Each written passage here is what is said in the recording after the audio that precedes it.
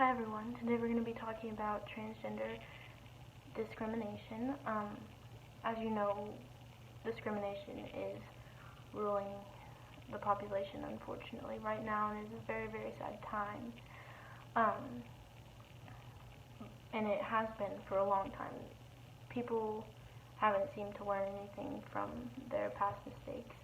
Um, I would like to start off by saying that transgender, the definition of transgender is a person who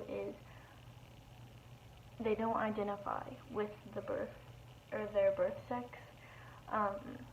This isn't something that you can change about yourself. Some people just live with this dread in them of not feeling like themselves, taking their own life because they don't feel like they are worthy enough, and that the people around them won't accept who they really, really are, and I think that's really, really sad.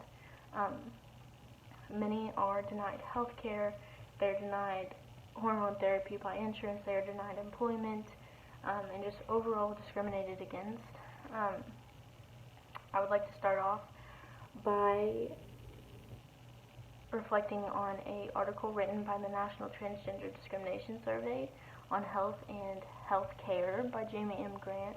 It was written in October 2010, and in this survey, Mrs. Grant decided that in the survey she conducted, the results were absolutely astonishing to me.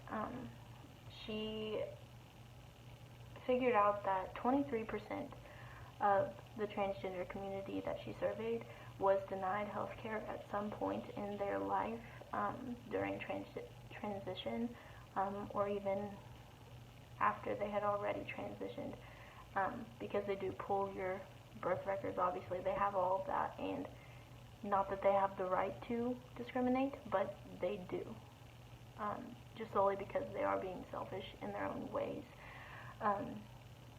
8% of transgenders that were seen were sexually harassed and physically abused by their doctors, the medical professionals who are supposed to see you, who are supposed to take care of you, who are supposed to trust.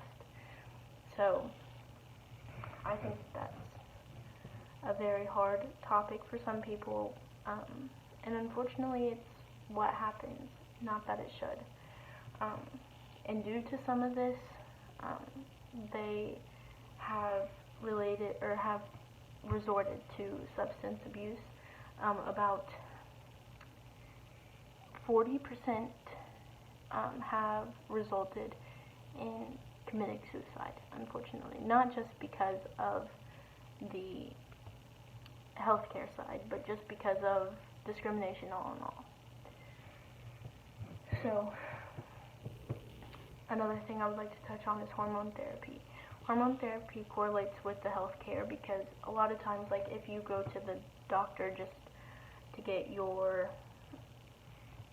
medicine for anxiety, depression, whatever, usually your insurance will cover this, but unfortunately because of the laws and certain discriminatory civil rights references, people aren't able to get hormone therapy covered by their insurance. And now, in recent times, it is better than it was, but it is still very hard because they do not consider it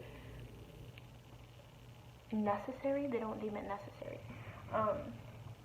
So 62% of the transgenders that were surveyed do participate in hormone therapy, and 23% were hoping to get hormone therapy. This just means the medication they take to progress their transition, the physical attributes. So the sexual surgeries, those are even harder to get covered by insurance, and they are also very, very, very expensive. It is something that many people of the transgender community really hope to do. They think that it will make them feel more as the gender that they identify with, and that makes sense. So I just think that it should be covered, and that it's awful that it isn't. Another thing I would like to touch on is transgender employment. This article was written by Katie Koch and Richard Bales. Um, the Title VII of the Civil Rights Act of 1964 states that you cannot fail or refuse or discharge any individual based upon their race, color, religion, sex, or origin. Unfortunately, this is based off of the traditional idea of sex, meaning what you were born as, what is on your birth certificate.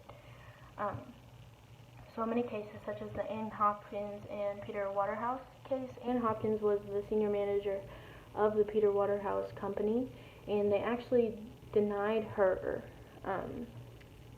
to be like she was denied partnership with the company because she did not walk, talk, dress feminine, wear makeup, or anything like that, just based off of female stereotypes. And I think this is very sad. Another case is Ulaine